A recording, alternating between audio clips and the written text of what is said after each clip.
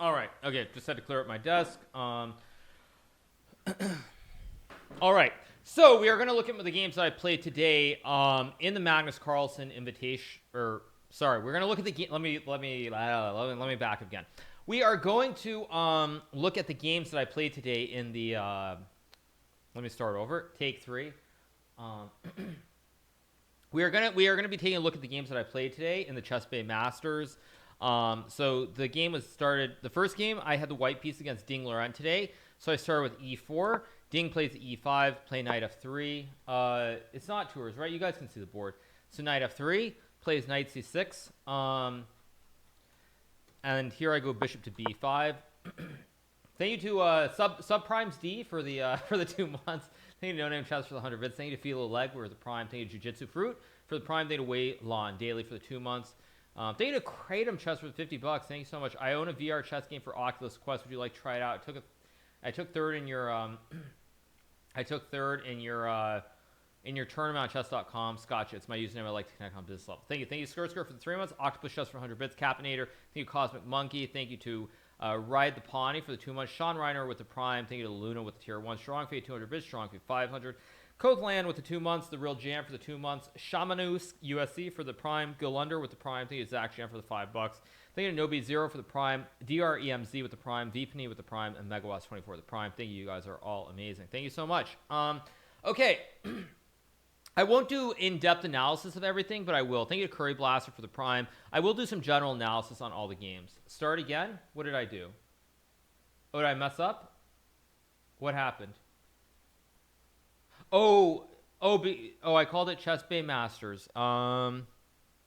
Okay, let's go back. All right, everybody. Let's do take 4. Okay, let's go back. All right, everybody. Sorry, 1 second. Take 1, 2, 3, 4, 5, 6. All right, everybody. So now we're going to be looking at the games I played today in the Chessable Masters against Ding Liren. The second match that we played. In the first one, Ding won 2.5 to 1.5. So we're going to be looking at the match today, the second one that I played.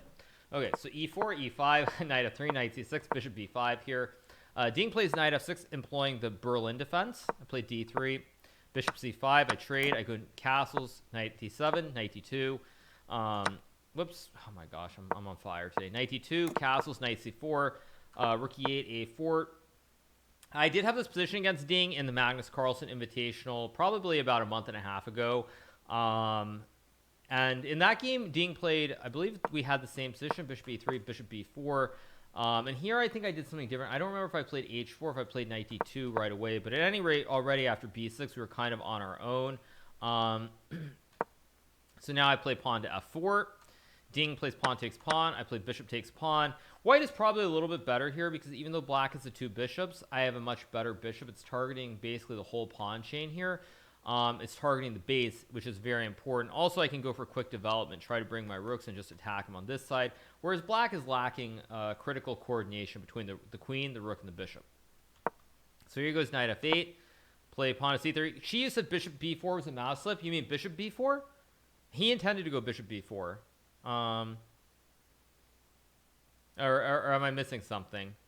Am I missing something, you guys? Is my memory good in general, or is it just because I played so much chess? I think in general, when you play a lot of chess, it helps for remembering things chess specific. But I can generally remember like even non-chess things pretty well. On top of that, no, bishop b4 was an intended move by Ding Liren. So here he goes bishop d6, which is a very bad move, actually. What he should play here is bishop to e7.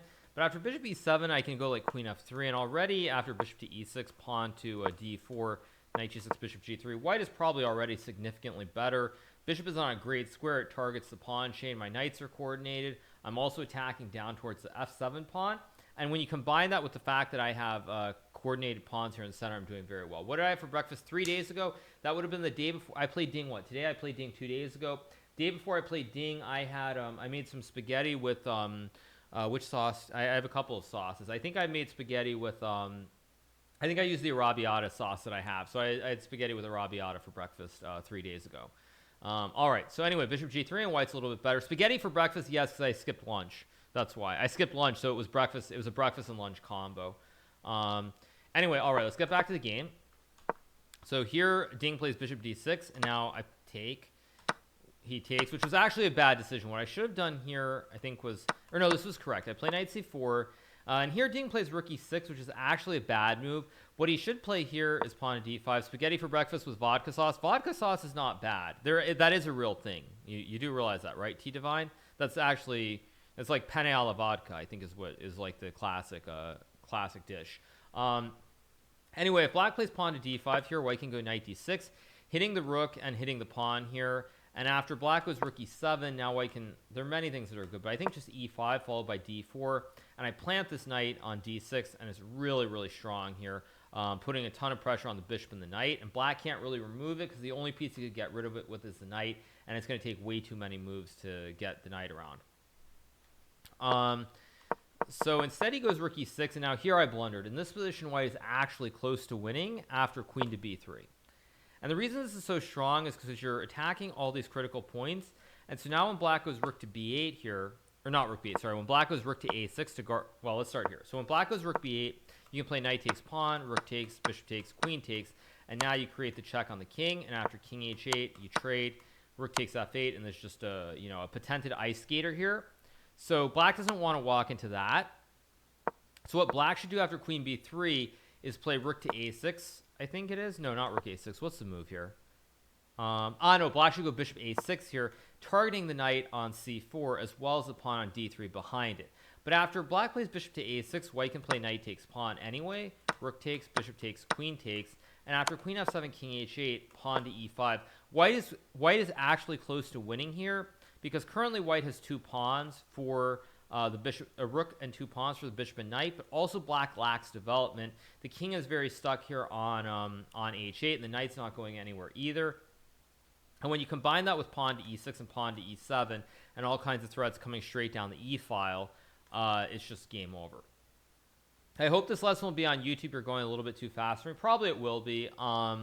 Try not to go super fast, but I do have a lot of games to go through, and I'm not going to go through like them from start to finish because it is seven games basically. If black plays queen takes pawn, you go queen takes knight, rook takes, and now rook takes, and again it's the patented ice skater, so you don't want to fall for that. So instead I blundered. I didn't play queen b3, which I should have. I played queen to h5. Very logical move, I think, because again I'm trying to go for the same sort of ideas with threats down towards the pawn on f7 here with my queen, my knight, and bishop and rook here. Why is it called the ice skater?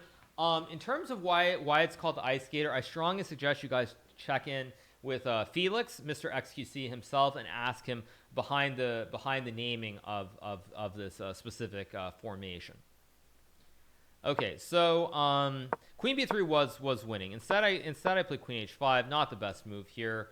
And certainly after this move, all the advantage kind of fades away, because now black can play rook to a7, and very importantly, the rook is active. It guards the pawn, but secondarily, now his pawns are not weak. Like even if I go back to e3, he can go here, and his rook defends against the attack, and now his pawn stops the attack against his pawns on the dark squares here. So rook a7, I play knight e3. Where to see the stream from the Ding Liren match? Well, there will be coverage tomorrow when I play against Ding again on the third and final day. So make sure to tune in 10 a.m. Eastern tomorrow. In the meantime, rook a7, I finally realized black wants to bring the bishop here and target on this diagonal because this pawn supports my pawn and the knight. So I play knight to e3 here. Idea basically, put a knight on f5, try to attack here towards the black king on g8. So now Ding plays knight g6. I go bishop g3. Again, trying to keep my active bishop. It's one of my best pieces here because it targets this diagonal. And now Ding plays d5. So here I go knight to f5, which, as most of you know, the famous former world champion Gary Kimovich Kasparov stated, a knight on f5 that cannot be removed is worth at least one pawn. So in the spirit of the former world champion Gary Kasparov, I put a knight on f5. And I gambit a pawn here in the center of the board because I have a knight on f5. If the world champion says that it's a world champion, probably greatest player of all time, says that a knight on f5 is worth at least one pawn, then who am I to argue? So now I play rook d1 here. Ding goes rook d7. Now I play queen to f3. Again, trying to take advantage of black's lack of coordination. Black has one extra pawn here. As you can see, he's got this extra f pawn. But black is lacking in coordination again because his bishop is on its home square. The knight is a little bit loose, and all his rooks in the center are hanging, and they're threats towards his pawns on the queen side. So he goes, Ding goes rook e6. And now here I played rook takes d7, which I think in retrospect is still an okay move. But it leads to a bit of a mess, whereas I could have probably played knight to h6 check here, trying to be very flashy. And after pawn takes knight, I can go queen takes f7. The idea is that I hit the king, but I also hit the rook. And if black takes back, then I take his queen. And now you'll see that I'm putting the king in check, and I'm also going to take the pawn on c8. However, after queen takes f7, I think black can still play king to h8.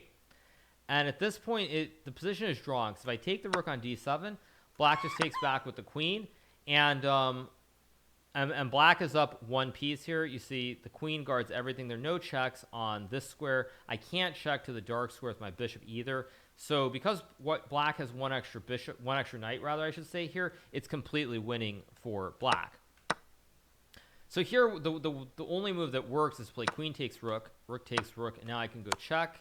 Black takes, I take back, hitting the king again, king here, and now I just make a draw with queen g3, king h8, queen e5, and we make the repetition and draw the game. Black cannot block with the queen here because then I will take the queen, he takes the queen, and then I win his rook for free. So this would have been a draw, but again, first game of the day, I was playing with the white pieces. Thank you to Not Painter for the 10 gifted. Thank you so much. Appreciate it. So I really wanted to try and press this game. And one thing that I think I was lacking, or not lacking, but one thing I've been doing more is when I've been getting behind in matches or down, it's just like I take the basic, can I say this? I would say I get the attitude of, F this basically. I'm just going to go for broke, and I don't care. If I lose the game, I lose the game, but I want to go for broke at all costs, kind of. Now, whether that's a valid strategy or not, I don't know. Whoa, they did not paint it for the 10 gifted. Thank you so much. Appreciate it. But sort of that's been my attitude more and more going forward, is just like, just go for it. Basically, don't worry about the result. If something goes wrong, you lose, but just go for it. Don't have any fear. Go for the YOLO. Exactly. Go for the YOLO. That's the best way of putting it. So that kind of was my attitude in this game as well. I tried to do it again, which is why I traded rooks here. If I play knight d6 in this position, I thought there was something wrong. Was it bishop a? Yeah, bishop a6 is a very strong move for black here, because it's a resource where it hits the rook, and now I'm going to lose material every which way I go. So I decided that this wasn't right, so I trade the rooks. He takes back with the bishop, and now I go rook to d1, trying to use this pin on the d file. Again, I've got a knife on f5 here, which is very strong. And even though it's one pawn, it's not that big of a deal because my bishop is very strong and can go on the dark squares too. So now he goes knight f8. I go knight d4. He plays rook e8, and now I take the pawn. Ding plays queen g5. If he plays bishop takes knight here, whoa! They did not paint her for the 30 gifted subs. Thank you so much, man. You're amazing. Thank you. If he takes the knight, then I take the queen. He takes my queen, but then I take the rook, and now actually I'm up because I have a rook and bishop for a bishop and a knight, which is very strong. So instead he goes queen g5, very strong move, gets out of this pin, and he also threatens to take my knight or pawn on this diagonal, but he also has this diagonal to win my rook or my queen. So it's a very tricky position to play. So here I go rook f1, logical move, dodge the skewer, but then also attack towards the black king and the black rook as well. So now I place f6, and now I go bishop to f2. The idea being that I want to remove the bishop, but I also want to attack these pawns, because if I can win these two pawns, I'm probably going to be winning. Dodge. What's it? Dip, duck, dodge, dive, and dodge, right? Are those the 5 Ds of dodgeball?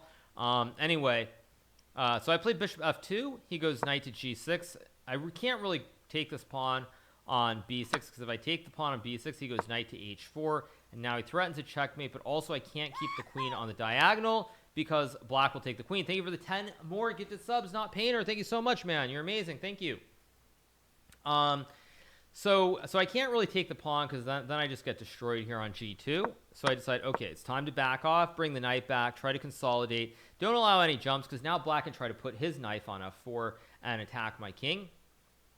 Then I plays bishop a4, play pawn to h4, and here Ding plays a very practical move. And one thing that I've been very impressed by Ding Liren with throughout this match, and actually the last like tournament or two, is he's been very pragmatic and practical in tricky spots. Like here, black could play queen to c5, which is a logical move, but after white goes like knight to f5, or even h5 and queen g3, there are all kinds of tricks here towards the black queen and the black king. And even if black is maybe better, it's very tricky. So I was very impressed by Ding that he actually played knight takes pawn, because even though this looks like a blunder, after queen takes, after I play pawn to b3, it looks like black's bishop is trapped. Knight covers these two squares. If he takes, obviously I take back, and if he goes to the last square, which is here, he runs into this double attack. I hit the king and I hit the bishop at the same time, and I win the game. So you'd think ordinarily it should be really good for white, but Ding was very practical. He saw this coming, and now he just gives up the bishop and plays queen to e4. And material remains balanced because here black has 1, 2, 3, 4, 5, and white has 1, 2 with the caballo. And so it's even material, but the problem here is that the queens are coming off the board. So even one thing that you need to know about endgames in chess, there are certain endgames that you can reach where it's just a draw. So for example, let's just say I'll give you guys some random moves. Whoops, I didn't mean to make that move. Let me give you some random moves. So let's say we reach some position. I'll just make not that move. Let me just make some random moves all over the board. So let's say we reach this position. Whoa, thank you, not Painter, for the 10 gifteds. Thank you so much. Appreciate it. And so if you reach this endgame, white has a rook and a horse, or a tower and a horse, and black has a tower and 2 pawns. Now, even if you were to say reach this position, let me just make some more moves. Even if you were to reach this position with a tower and a horse against a tower, this is actually always going to be a draw. This is theoretically known that you cannot win even if you have the extra horse. So basically the reason this is so smart by Ding is that basically he forces queens and he reaches an endgame which he can never lose. Thank you to PD66 for the 2 months. Thank you, appreciate it. So here I go knight d4, trying to create something messy. We trade the queens. The idea behind taking with the pawn here is that I want to make sure black can't ever use his pawns to trade my pawn off. So he plays rook c8. We kind of drift. Somewhere around here, it's just an easy draw here. I should probably go king f3 or even something like rook b1 and rook b6. And again, we're going to end up with a rook and a knight against a rook. As I said before, complete draw. But instead, I decided to try and be silly with king e2, h5. I go here, h4, rook h1, rook h8. Play knight f3, h3. Now here I make a terrible move. I play rook to h2, b5, and now I go rook a2. And actually after this move, because I refuse to go king e4 and just take the pawn and make a draw, in this position Ding could have played rook to e8. And if he goes rook e8, I think black is actually very close to winning because he can plant the rook on the square with the pawn supporting it, and then he's going to have pawns on both sides running down the board, combined with the fact that he can also start to use his king. So if Ding had found rook to e8, I probably would have been in really big trouble. Maybe I'm not losing, but it would have been very dastardly. Instead, he plays b4, basically just saying, okay, let's just make the draw. So I trade here, and now I just decided to take the pawn. I think I offered a draw here, mainly because black will push the pawn. The rook is behind the pawn, so he's going to make a queen, so I have to take, and after rook takes knight, king f4. Black has one extra pawn here, but this is a theoretical draw. This idea with rook b5, creating the Philidor setup, has been known for the last 300 years, basically. So we just agreed to a draw. All right. So this was the first game, which was a draw. So let's move on to the second game. This is a game that I played with the black piece. Let's flip the board. Okay, so d4. I play d5, c4. I take the pawn. He goes pawn to e4. Philidor, yes. Philidor was a Jean-Pierre Francois Philidor. Is that his name or something? I don't remember exactly what his name was. But Philidor was a very strong French chess player from the 1780s, maybe? Or was it early 1800s? I don't know when he was from, at any rate. But very strong French chess player. One of the original guys who pushed the game forward. Probably would have been the world champion if they had the title at that time. So it's knight f6, e5, knight d5. I don't really know why I played this opening, by the way. I played the Queen's Gambit accepted. I was kind of tired. I felt like I'd play something different. I wasn't feeling fabulous. And so I thought, you know what? Let's just wing it. Let's have some fun and go for it, which in retrospect was a very poor decision. So bishop e3, I go knight b4. This is all well known. a3, a move that I think first was seen in the game between Sergei Karyakin and Vladimir Kramnik. As in tired from the previous game, I'm just tired. I was just tired. I was low energy throughout the day today. I felt like I was like pulling the string. Is it pulling the string? Pulling the shoestring, whatever it is. And just like really trying to find some energy. So I play knight d5. I take here. So basically the point is that black has 2 bishops here, but the bishops are stuck behind the pawn wall. So when I trade and go here, this bishop is stuck behind the pawn wall, and this bishop doesn't really have any scope because white's pawns guard the critical squares. I can't really create targets towards any of white's pawns. So he goes knight e2, Philidor Mickelson, yeah. Knight f4, bishop h6, knight e2. Play pawn to c6. Ding plays h4, play a5 here, castles. Not going to go through this game in depth because it's a really ugly and gnarly game. So first point. This is the first position, I think, out of several positions in the game where Ding could have played pawn to g4, and he's probably very close to winning. So after I take, he goes rook here. He takes the pawn. You'll notice that white's king is not really open. The knight and the pawn they provide this nice little shield in front of the white king, and white gets to attack with a free hand right down towards my king. And I think this is close to lost for black. So instead he goes here, play rook a6, and now Ding goes g3, which is fine. I go bishop f8, and now for the second time in the game, Ding again could have gone pawn to g4, and after I take the pawn, rook to g1. This is again very close to winning for white. The whole king side is about to collapse in a heap. So this is the second opportunity Ding had where he could have played g4 and he would have been close to winning. Instead he goes here.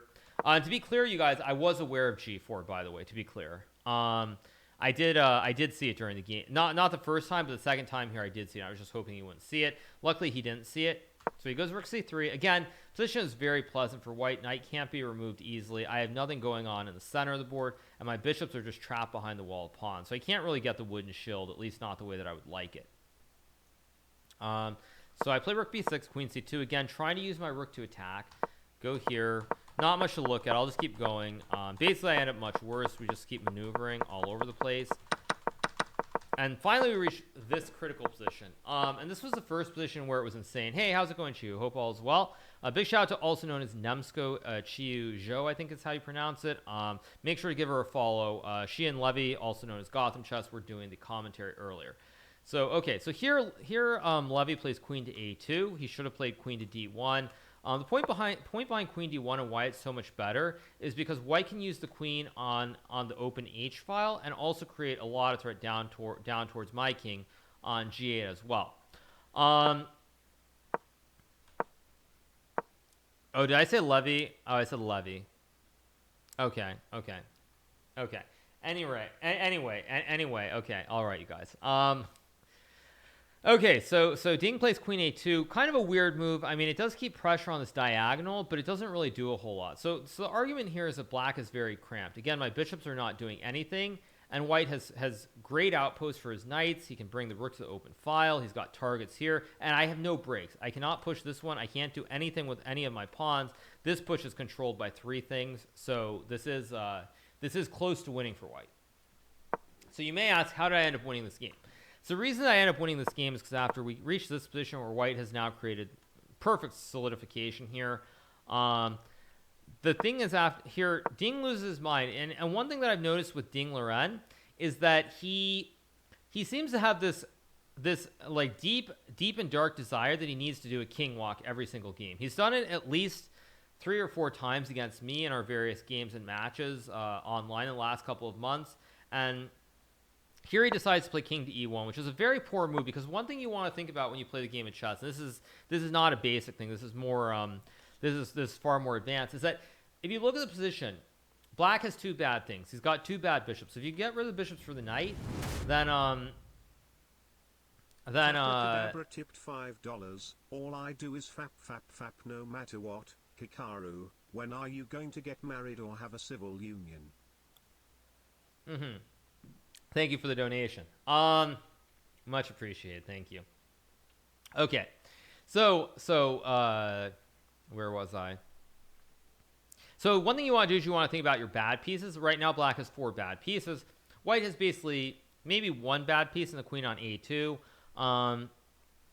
But it's not a big deal. Anyway, Ding decides to go king e1. And what this does is now I can actually I can get rid of one bad piece and make a second good piece. So I get rid of one of the bad pieces, and now I bring my bishop here. And the reason this is so strong is because now my bishop, which was sort of stuck behind all these pawns and defending, now becomes a really strong piece. It basically gets the ideal square where it can attack towards every possible diagonal. And once the bishop gets to e4, black is much better. So now he goes here. I go bishop f3. Again, plant the bishop on the central square where it's guarded by the pawn, and then also guard the pawn. And you'll see the bishop on e4 is very strong here because it's now an active piece. It actually creates threats. Whereas if you think about this position back here, the bishop is so passive. There's nothing. They're just pawns in front of the bishop. But basically when I get the bishop here, it's really, really good because the bishop guards, and now the knight and rook don't actually do anything. He goes queen here. I go bishop e4, targeting the queen. He goes here, and now I bring my queen down the open H line, and the bishop again is so good because it guards the pawn. It also is going to help me try to attack the white king. So here he goes b3. I go queen h2. Again, infiltration towards the pawns, and as you see, the knight and the rook look really pretty. They can't be touched, but they also don't attack anything, whereas my golden bishop on e4 is just crushing. So we trade the pawns. He goes rook a5, and now I play a finesse. I go king to g6. The idea being that here, white can't really do much. If he takes the pawn, then I push the pawn and I expose his king here. And after rook a6, I can go c5 anyway. Takes here. I go king g7. Trade the pawns. White tries to play king of the hill and bring the king to the center, but unfortunately, we're not playing a variant. And so after I go rook to c8, the white king is just getting checkmated in the center of the board. The idea here is to go queen b2, bishop covers, rook covers. So like if white plays, I don't know, like rook here, I just go here, block, and checkmate. King has no squares. Rook and the queen guard each other. So here he goes knight d5, and now I check. Knight c3, and after queen b3, again, it's a forced checkmate. If white moves the queen, just basically black's threatening to make a checkmate here. So if white takes, I go queen here, checkmate, no squares for the king. If he brings the queen up to stop this checkmate, then I go queen takes, and it's checkmate again. So after I played queen to b3, I think it was, Ding resigned here because there's just no way to stop checkmate. All right, everybody. Thank you to Altered POV for the Prime. Thank you to Binding Vector for the 2 months. Thank you to Random R for the Prime. And thank you to Boozman for the 2 months, Mr. Byrne for the Prime, Protected Method for the 2 months, and Not Braden for the 2 months as well. Thank you so much. So this was the second game, so let's keep going on. Let's go to the third game, which I was white in. Not much to see here, so I'm not really going to go over this in depth. I'm just drinking a little bit of red wine. So this was what I played against Nil Dubov in the final of the Lindorus Abbey tournament. I was white, and Dubov was black. This time I came up with queen e2. Previous game, I traded on d6, but I want to play something a little bit sharper, more to the point. So I go queen e2, ignoring chat. What did I miss? What did I miss, you guys? Did I miss something?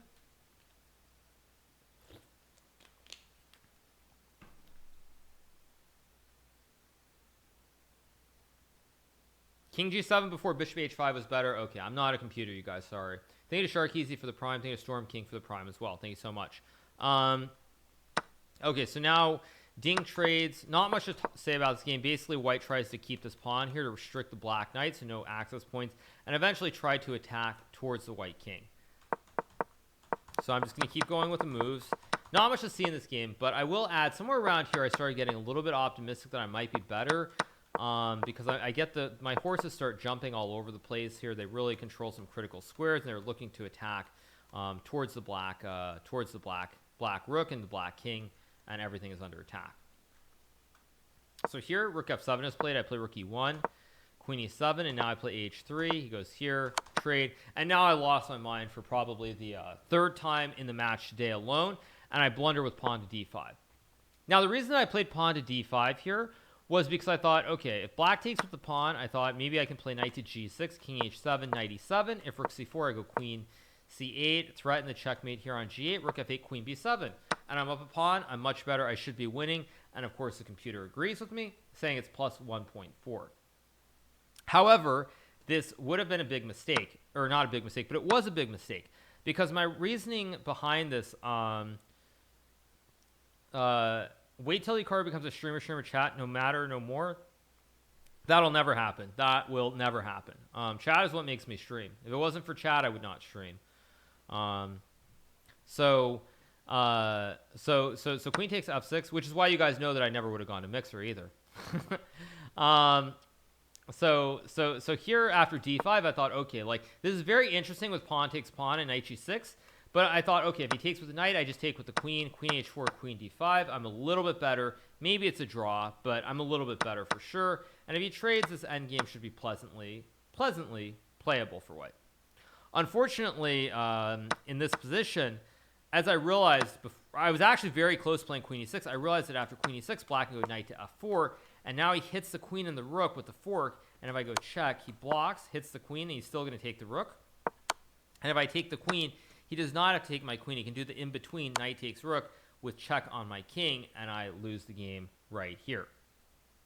Because I have to take the knight, and then he takes the queen. 2 rooks against a rook and a knight, completely winning. So here I played rook e6. He takes the pawn. And now I play king h1, which I think is a very bad move, although maybe computer likes it. Maybe computer thinks it's okay. Here, here, here. And I go king h2. The reason behind king h2 here is that I want to try to attack the king. Maybe like rook e4, remove the defender. Maybe I want to move my rook and double it up and go for the checkmate towards his king. But basically, I need to do something where black does not have this check on my king and eventual checkmate. So here Ding plays rook c5, which is actually a big mistake because it ends up turning away any chance, or it ends up basically giving away any chances at winning. Now, I think Ding here already thought he was winning, which is why he played rook c5. Although I guess if d5 is the best move, this is a very hard move for a human to play here. So I'm not actually sure how good this is for black. Let's see. Let's see how long it takes to go up or down. d5 is apparently very good for black, but very hard move for a human to play. You're always worried about back rank checkmate. So Ding played rook c5, and I know here he thought he was actually winning at first, and then he realized when I found this rook e2 move, it's like, uh-oh, it's gone. Because now if black takes the rook, I just go checkmate, knight supports the queen, king has no squares because it's just in checkmate. And if you go queen d4 here, which I think maybe is a move, I think now I can play like, I thought I could actually play like rook d8 maybe. And it gets very, very hairy here because if you play like a move like h5 to attack my queen, now I can double up the rooks, and if black takes, I create a new checkmate because the king still can't come up. So it gets very, very airy here for black. And if you play like rook e5, I can play knight f3 with the fork on the queen and the rook. So it's very tricky, and unsurprisingly, Ding, and I think correctly, decides to go queen f1, and we just make a repetition here because neither side can do anything. If I try here to win with a move like, what was the move I was thinking of? A move like rook e7, then black goes rook takes, and rook g5. If I play like rook e2, queen f1, and now I thought there was some other move I saw, like maybe like, no, it's not a rook move. Yeah, like if I try to play like rook e7 here, I think again there's it's the same thing. Takes and rook g5 is just winning. So basically, I think we both decided at this point enough is enough. Let's just make the draw and move on to the fourth game. Let's move on to this fourth game that I played. Okay, so the game starts d4. Let me flip the board. d4, knight f6, c4, e6. Pretty standard stuff here. Nimzo, Indian defense, and Ding plays pawn to h4.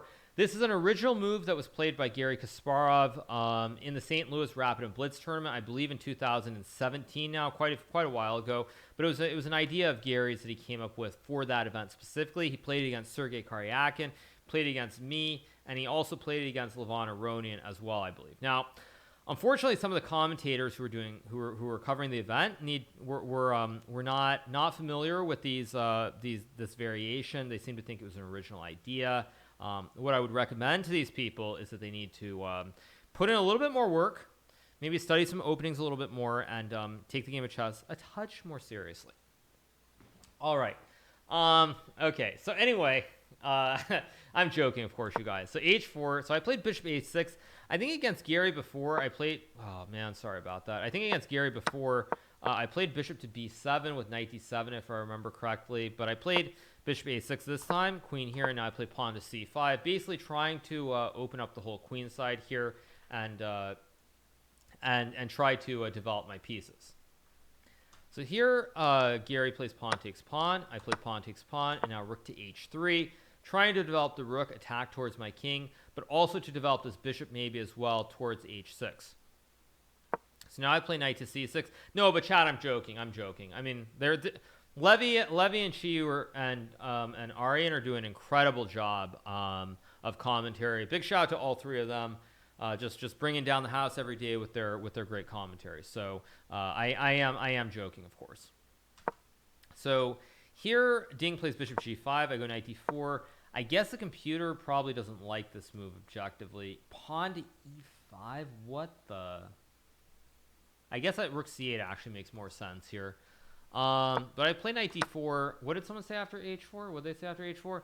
Arian Tari said that h4 is played. Okay, so he knew. I assumed as much. I mean, but anyway, knight takes d4. I play pawn takes knight, and now after rook d1, I go pawn to e5. Try to support the pawn in the center here because right now it's a little bit vulnerable. It's only protected by the queen. So I go e5, rook to f3. Again, white is trying to open up here. So now I go bishop e7. Terrible move, by the way. I could have just played rook c8. I think black is actually much better here. Let me see what the computer says. Computer tends to agree, actually. So black should be much better here. And this would have been, I mean, if I'd played rook c8, I think I probably would have won this game pretty cleanly. But unfortunately, I decided to play bishop b7. And now after takes rook g3, king h8, white can go pawn to e3. Now, one thing that I will note for you guys is that I actually saw this. When I played bishop b7, I saw the whole line for the next 10 moves. But the problem is that when I did the calculation on its time, I missed one critical move that you guys will see on move 26 in this variation. So you see it's move 16 here, but I calculated this all the way out to move 26. And unfortunately, on move 26, I missed the move that Ding played. So now he takes, goes check here. Again, white is lacking development. The bishop is on the original square, as is the king. So you got to bring it into the game. Of course, you can't bring it to this diagonal because the rook stunts the pawn. So you go e3. Idea to go like bishop to d3 or bishop to c4. Try to bring out the bishop. So I go queen e7, and this was all basically planned, by the way. He takes, I take back, bishop e2, and now here I basically threw away the game in a sense because I played this move bishop to e4. Now at this point, probably what I should have done is just played rook d8, king f1, and something like rook g8. And with this very strong bishop on this long diagonal, there really should be no danger. I should not lose this position. Pretty much ever, as you guys see, evaluation all the way down to 0. Problem is that I played bishop e4 because I saw a tactile idea, which is queen d2. I push the pawn. If white moves the bishop to say h5, I can make the fossil again with bishop f3, and I hit the king, I hit the rook, and the bishop all at the same time. Unfortunately, white can take. I take back rook e3, and it's worth noting that at this point, white is attacking the bishop, but he's also attacking my queen as well. So I do go bishop e4 here. White can play queen to d4. Critical move, by the way, preventing me from pushing the pawn to support the bishop. And after rook f8, white goes pawn to f3, rook to d8, queen e4 trade, and I don't have any good fossils here. If I go queen to d7, white goes queen to d3, or actually rook d3 maybe is even better. But just there's no good fossil here, and so I'm just losing the game. One of the funniest moments of the stream was when a chat member said rook e3 is a great move so that you don't waste a tempo moving the king. Yeah, you can't move the king here because if you move the king, I just take your king. So he plays rook e3, and now here, this, by the way, I saw this all on move 16. I play queen b7. He takes, and now I take the pawn. I actually, during the game, thought this was all fine. All the way back to move 16 when I played this, I saw the whole line. The problem is that what I missed in the game was that basically when we reached this position, I thought, okay, I can check him, I can bring the queen back, I can always get the rook to e8 or maybe rook d8, and I missed that Ding could play queen d4. And the reason that this is such a strong move, maybe not a strong move, but the reason it's a very good move here is because I have to defend the pawn. Like if white were to play something like, I don't know, like pawn to h5, I can just play check, and I win the pawn on h5. But the reason that queen d4 is so strong is because it's just basically geometry, in that now if I check, white comes up and there's no check. So queen d4, his queen dominates my king and pawn, but it also cuts the checks of my queen as well. So this is a very, very strong move. So here I go queen g1, and now queen g6. He plays rook f3, check here, here, here. And at this point, the game should be drawn, but I won't go through every move, but it gets very, very long here. We reach this critical position. Not a whole lot to mention. And I just keep defending, keep the rooks passive. And we end up in this big scramble here where I check. He comes here, I check. Takes. And at this point, the game should be drawn. And right around here, I actually was quite convinced that I would draw the game. But I was aware of the time situation. So he goes king a5. I go here. Probably not the best move. I think rook h2 might be simpler. Maybe not so clear. But I go here. We reach this position here. And now here I check. He goes here. Now here. And at this point, I think the game is just a draw. What I was supposed to play here was just go rook a3. And if white plays rook to h2, I just take the pawn.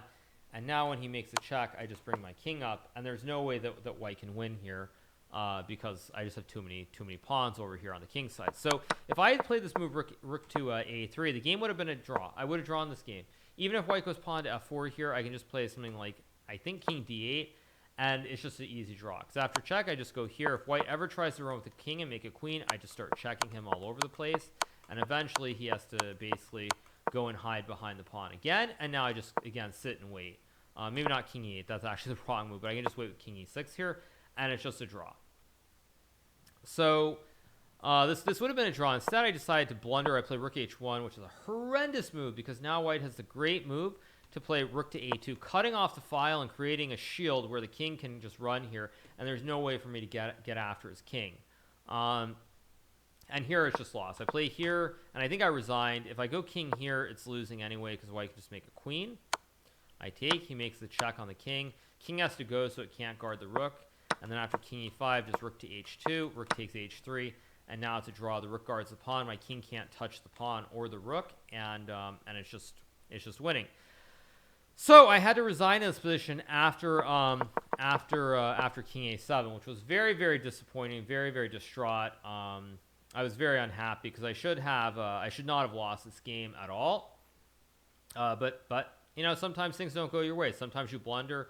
Do I think streaming is affecting my chess? It might be affecting my energy levels. I don't think it's affecting the quality, but it's definitely probably affecting the energy levels. But you know what? I don't care, honestly. I really don't care. I'm here for the fans. I'm here for the fans. It's a tournament. Big deal.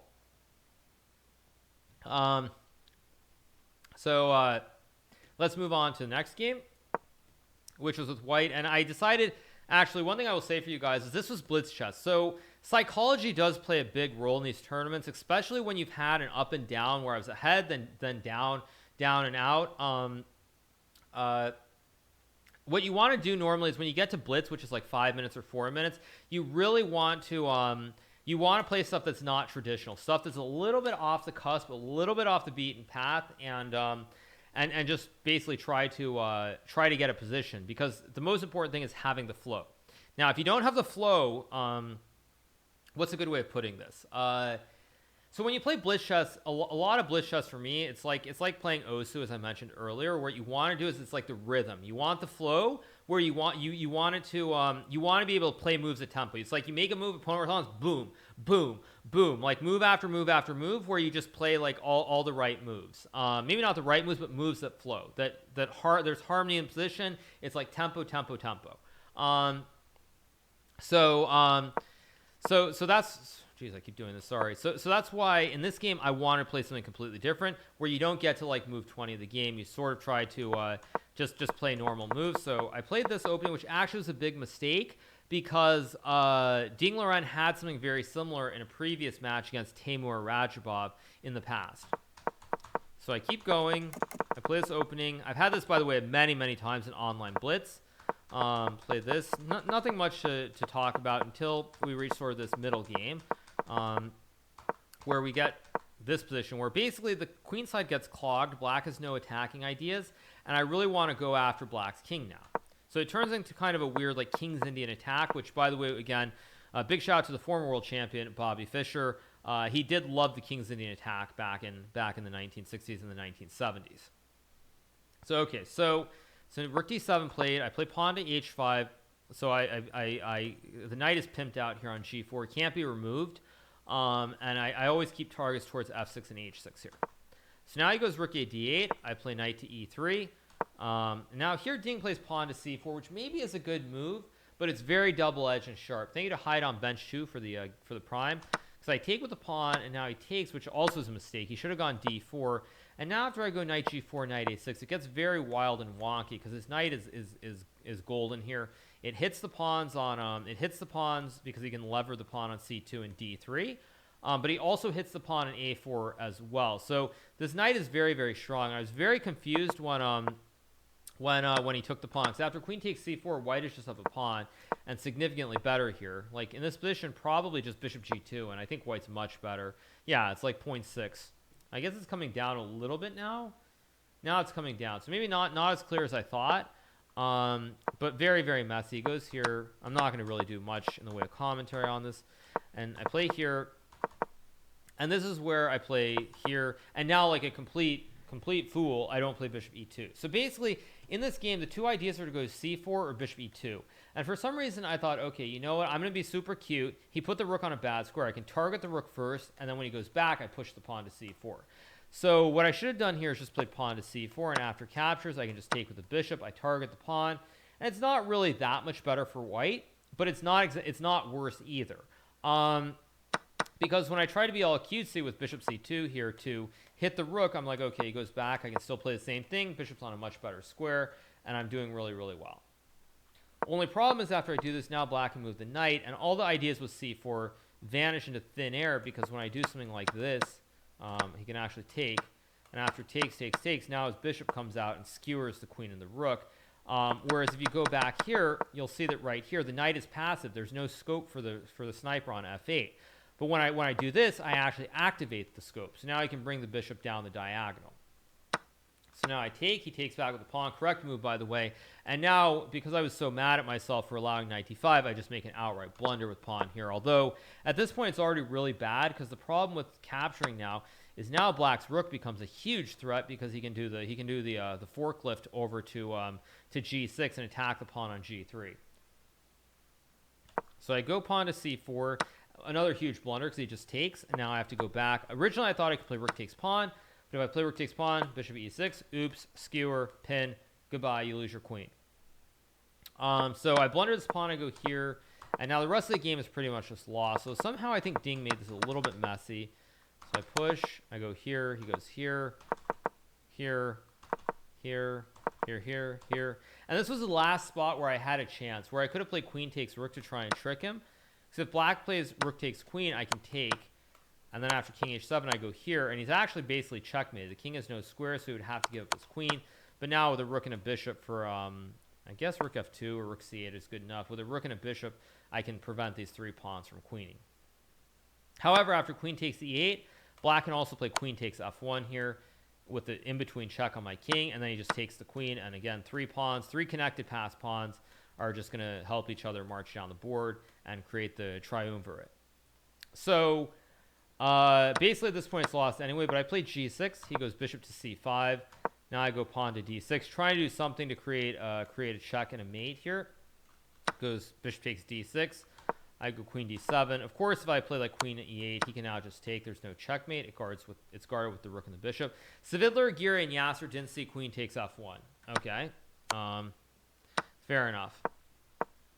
All right, so d6 he takes. I go here, and now I think I just made a few moves, and I basically just resigned here. Black can take the pawn. He can go like rook e3. He can go rook d8. Anything wins here. So yeah, basically I had to resign this game. This was the first Blitz game that I played. Do I see all this while you're playing or hindsight? I saw this during the game. So this was the first of the two Blitz games that we played in the match. And obviously, you have to win 1.5 in order to win the match. So I lost this first game with white, but I did have a second game, and I had a chance to somehow maybe win and come back. So he plays d4. I played f5. Giri called me clumsy. I assume that's a joke, but I'll check that out later. Okay, so we keep going. So I play the Dutch defense. Again, with the black pieces, what you need to do is play something offbeat, something complicated. And one thing that I really loved is when I was younger, I remember this very well. Like, I was the only player for a long time who played the Dutch defense, probably in 2011 and 2012. I played the I played the Dutch defense a lot during that time period, and nobody else played the Dutch opening at that time. I had a lot of very memorable games against Vladimir Kramnik, amongst others. And I was the only guy who played it. Nowadays, there are many other people who play it, like Fabiano, for example. I think somebody else, maybe Magnus has also done it, but I feel like other people have played the Dutch defense quite frequently. And in many ways, I feel like that's one of my biggest contributions to opening theory in the game of chess.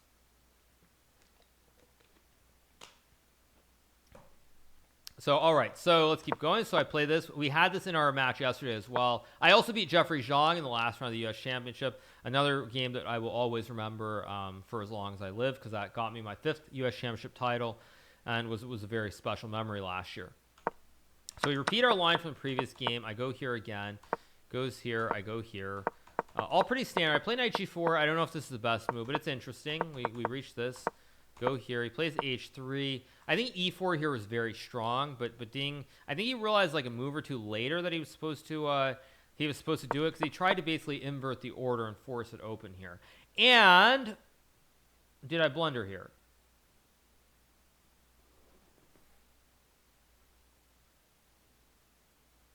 No, I didn't blunder. Okay, computer's insane. Okay, now it says fe4 is the best move. For a while, it was saying minus 0.26 for black there, as I think you guys saw. I was saying g5 was really good. Now it finally came back to earth and realized it's not as good as I am. Okay, so pawn takes pawn. Rook e1. I play knight to c5, trying to guard the center pawn that I'm up. Plays pawn to b4. I go knight to d3. Obviously, Ding takes. I take back. If white were to capture the queen, I just take the queen, and now I'm up one pawn. If he takes with the queen, I can actually sack my queen for 2 rooks, and the 2 rooks are better than the queen. Flex, yeah, I'm joking. I mean, please, I'm not better than Stockfish. Never, ever, ever. So he goes queen d2, basically steps out of the attack, but he still attacks my queen. So I go back. He takes. I play knight d7. Trying to be tricky here and attack this pawn. Maybe I can do the double. I can also go this way and do the double, or just do an attack on the pawn from b6. But all these attacks make a lot of sense here. So here he goes knight a4. What he could have also tried was trading and taking the pawn. But I think after takes, I take back. And now I have the knight b6 move. And I'm threatening to really put a hurt on his bishop and his knight with this long diagonal, as well as his rook on d6.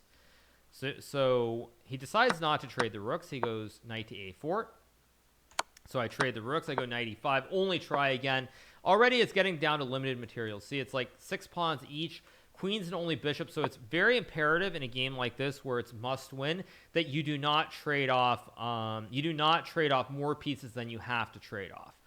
So that's why I play here, because even though material is even, I have 2 bishops and there are enough heavies, enough rooks and queens on the boards that I can keep playing here.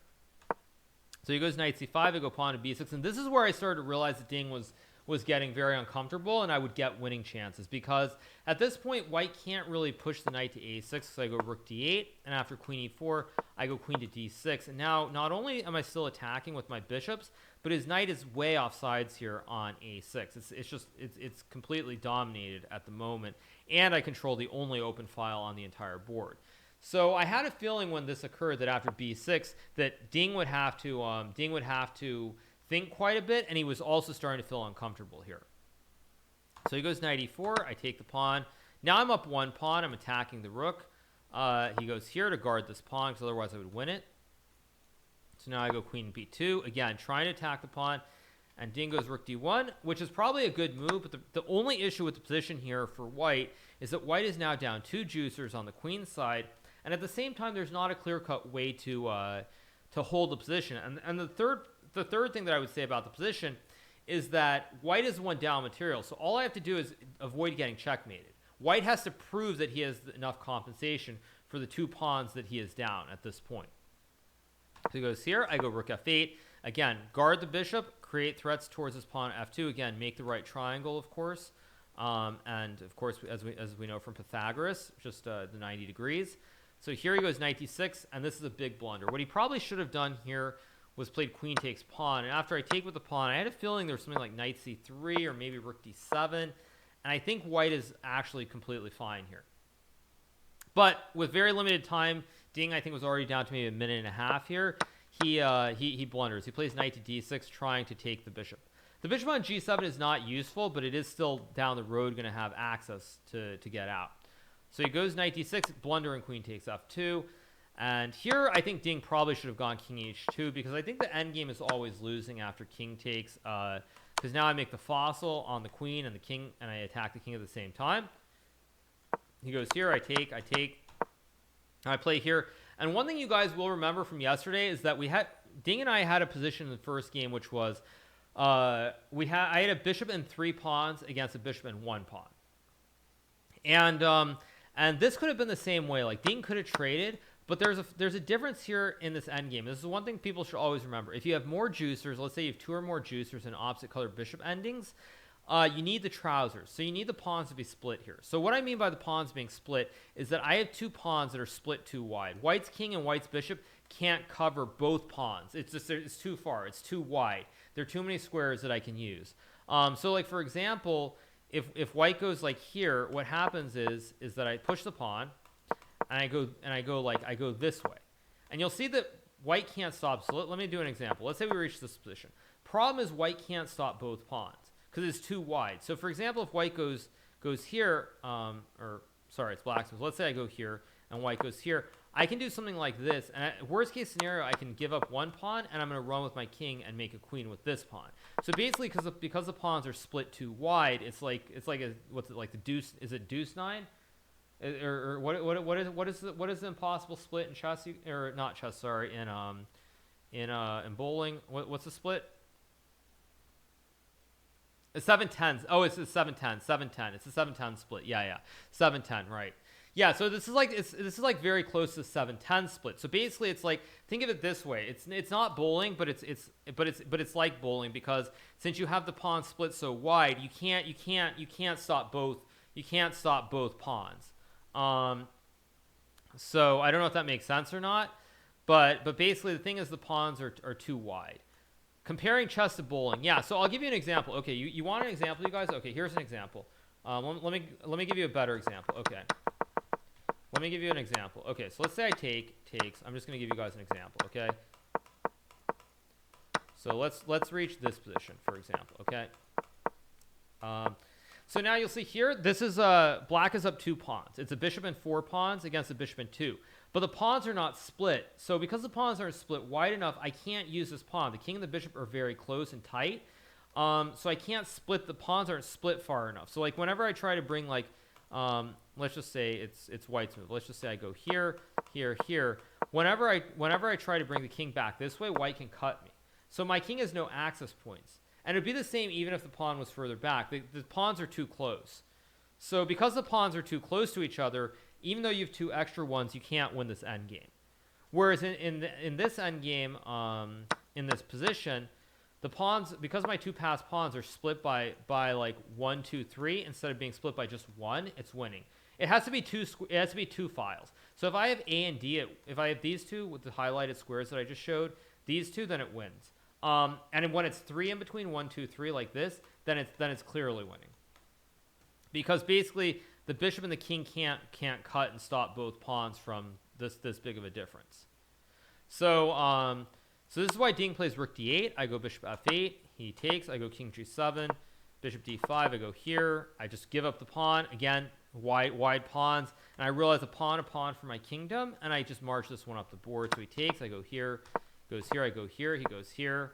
And now I put the rook behind the pawn. It's a common theme from all of our games. He should have played rook a8, surely. Yeah, he can go rook a8, but again, it's not really going to work for him, mainly because I can just put my bishop here, and at some point I can just run with my king up the board, and it should be winning, technically. Why can't you use the 2 pawns on the left if there's no gap on the right? Because I can't create a gap with a 2v2 here. The worst I can get is something like a 1v1, but it's just 1v1. I can't create an imbalance. So split lanes means the king can't get both pawns. Exactly. Yeah, that's exactly the point. It's a split lane. The Russian term is you call it trousers because it's like the pants are going to split. They're spread too wide, or they're like going to stretch and rip, I think is the Russian phrase. But I don't speak Russian well. Somebody who's Russian can explain it better to me because there is a Russian phrase. So, but I know it's called the pants. It's called like trousers in Russian. Yeah. Yes, exactly. Gary will explain. I bet Anish could explain it pretty clearly. Levy Nepo is Levy still in the chat here? I'm not rushing you guys. Actually, is Gotham Chess still here? He's not here. He left the building. Sia Bliat. Okay. Savidler said that some days ago. Yeah, it's Dvoretsky called it that in his endgame manual. Yeah. Yeah. So all right. So, oh, did I accidentally curse? Oh, is that something bad? Is that bad? That means pants, right? Oh, did I accidentally say something bad? That doesn't mean pants. Oh. Oh. Oops. Okay. Sorry. Okay. Okay. Whoops. I guess I won't. Someone trolled me. Okay. All right, you guys. Okay. So I played a5 in the game. He plays rook takes e5. I play pawn to a4. I play pawn to a3. Again, trying to activate this pawn, going up the board. Plays rook e2 here, and now I play rook a7 again with the rook behind the pawn. Try to make a queen. Plays rook a2, and now I go bishop to d6 here. He plays pawn to g4, puts the pawn on the light squares. But what I can do here is now I can put the bishop on b2 and lock the rook in jail forever. So when you get this position with the bishop and the pawn, you'll notice the white rook is trapped, because no matter what happens, like, the rook can never do anything, because the rook can't capture the pawn because the bishop guards the pawn, but the rook also can't capture the bishop because my pawn guards the bishop as well. So the rook is just permanently dead. It's just permanently dead here on a2. The rook is just stuck. It's in jail for the entire game. There is no getting out of jail here. So he goes king b3, and now I play here, and now I go here. He goes here, I go here. And just to give you guys an example of how winning this is, if white takes the pawn, I can even just take this bishop. And the reason that I'm winning here is because now it's just a king and pawn endgame, because the rook is permanently in jail. So even though white has the rook, the bishop and the pawn just keep it stuck there, and now I can just run with my king, and we play king and pawn endgame, and we just forget about these three pieces, basically. Because, like, if he goes here, I just go here, here, here, here, and it's just winning. Because you can just disregard these three pieces. The rook just has nothing it can do. It's just stuck here permanently. And now we just play only this side of the board, and we completely forget about everything on this side of the board, on the queen side here. So even though white is technically up by 1 point here, the rook just it's dead forever. Yeah, I could go over and take the rook too, but I'm just showing you the theme of how strong if you ever get the bishop and the pawn like this, because the rook is just dead. It's just dead for the whole game. So yeah. So anyway, he goes bishop c6. I go rook d2, and here I think Ding resigned, because if he takes the pawn on b6, now I go here with creating the fossil. I check the king, and then I take the rook on a2 next move, and it's completely winning here. So Ding resigned this game, which means that we went to the Armageddon game, the final game of the match. As you guys know, Armageddon, the player with the white pieces gets 5 minutes. Player with the black pieces gets 4 minutes, but player with the white pieces has to win the game. If it's a draw, it counts as a win for black. If black wins, black wins. So there's only one result that matters, which is you must win the game. So I play knight f3, play e3, another one of my random setups just to try and get a game. So g6, we play this. He goes c5. Very nice move, by the way. I should have played d4 first. Instead, I do this. It seems like an advantage for black. It can be an advantage for black, certainly, if you don't like sort of if you don't move quickly in the opening, it can be. But if you move quickly and you get the flow going, like I did in this game, then generally it's not bad to be white either. So castles, I go here, just go here, and I play e4. Basically, the point is that I stopped black from pushing in the center. So even though I've wasted one tempo, I went uno dos. I made 2 pawn moves. It is our Armageddon, and so anything can happen, and you just try to make moves and just keep all of these pieces on the board. The main thing you want to do is not let the position become too simplified in that kind of way. So here he plays d5. I take, he goes here, and now I go knight to e3. Very bad decision by Ding, by the way. I think he thought I'd wasted tempo, and he thought he would be completely fine here. Unfortunately for Ding, he missed it. I have knight to e3, which now I guard the pawn, and also black really can't touch it, because I'm just going to castle and finish development next move. So he plays a6, I go a4 here again. Black really would like to get this move in so he can remove the knight, which defends the pawn. but also he'd like to get the bishop here so he can attack the pawn and just get back to even material. So go a4, stop this pawn push. Now he goes b6. The point is black can still develop the bishop this way, but there's no way to remove it. There's no way to remove the knight here. So I go bishop f3, he plays bishop b7. Now I go d6, very strong move. And now he plays knight c6. If he were to capture this bishop on f3 here, I just take this knight, and it's actually winning. So if he plays queen takes pawn, I take the bishop, and I'm up by one extra knight. If he takes my queen with the bishop, I take his queen. He takes back, but then I take his bishop, and again, I'm up by a knight. And if he takes with the queen here, whoops. Takes with the queen, I play knight takes... Whoa, what? Is my mouse dying? And if he... Oh, my mouse is dying. One second, I gotta plug it in.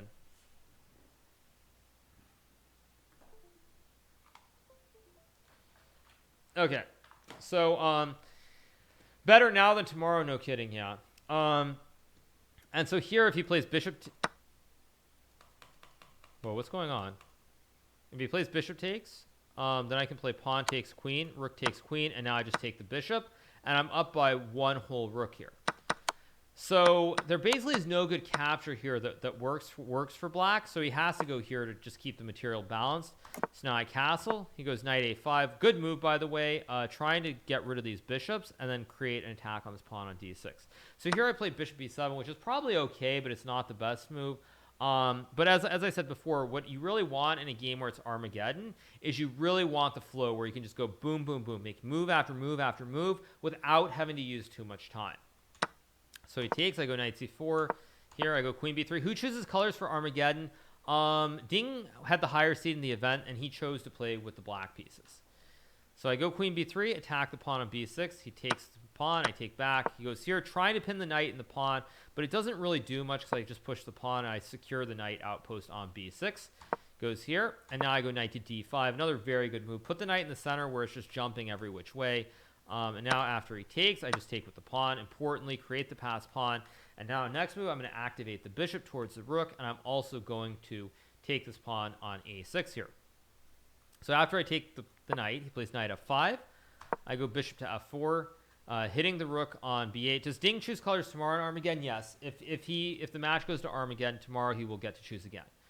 So he goes knight d4. I play queen c4 here. I'm attacking the knight, still attacking the rook. He goes here. And now I again go rook d1. I could have played bishop c7 and put this rook in jail, which actually is pretty funny here. Because this is the same thing, you guys, if you see. Which I should have done, by the way.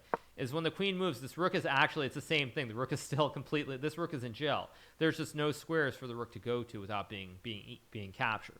So I could have created a jail on this side of the board again. I didn't do it, but I probably should have. Because when I did this, I let him off the hook, and now, even though I still get the bishop, the rook is not stuck in jail.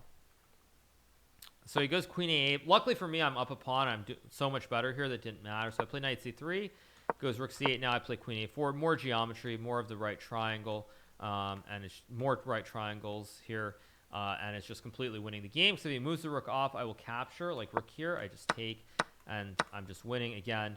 Everything is collapsing here for black. And there's no other square. The bishop covers these two squares as well. So at this point, Ding decided to resign the game. And with it, I won the match today. And we are tied at 1-1 as we go into our final match, which will be tomorrow at 10 a.m. Eastern.